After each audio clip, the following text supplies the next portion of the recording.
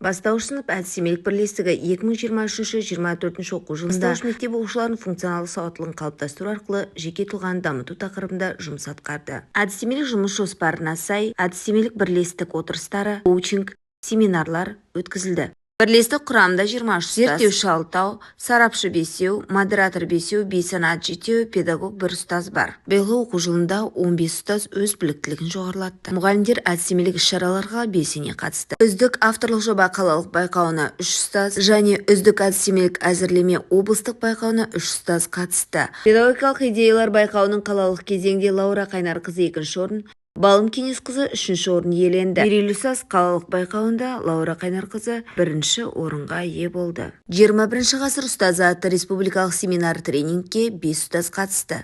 Биологиялық орталықтың ұйымдастыруымен өткен «Менің эко-мектеп өмірім» атты қалалық конференциясына қатысқан 5 ұстаз мадақтамамен марапатталды. Ғылым және білім жастардың заманауи көзқарасы атты облыстық ғылыми-практикалық конференцияға қатысқан ұстаздардың еңбектері жинаққа басылып шықты. Ұстаз еңбектері үздік педагог, ақ ниет, білім айнасы, ұстаз еңбек атты республикалық ғылыми-әдістемелік журналда жарық көрді. Лаура Қайнарқызының және модельдеу атты авторлық бағдарламасы және Гүлназ Жұмашқанның республикалық бастауыш мектеп педагогикалық журналындағы сабақ әзірлемесі басылып шықты. Педстарт республикалық қашықтық олимпиадасына қатысқан 17 ұстаз жүлделі орын иеленді. Бастауыш сынып ұстаздарының алтын тұғыр олимпиадасына 4 ұстаз қатысып, Алмагүл Аманболовна 3-ші орын иеленді. Бастауыш сынып бойынша биылғы оқу жылында 513 оқушы білім алды. Жалпы білім сапасы 69%. Математика 78%, қазақ тілі 76%, әдебиеттік оқу 78%, дүниетану 90%, жаратылыстану 85%-ді көрсетті. 2-4 сынып оқушылары бастау математикалық олимпиадасының қалалық кезеңінде командалық сынақта 3-ші орынға ие болды.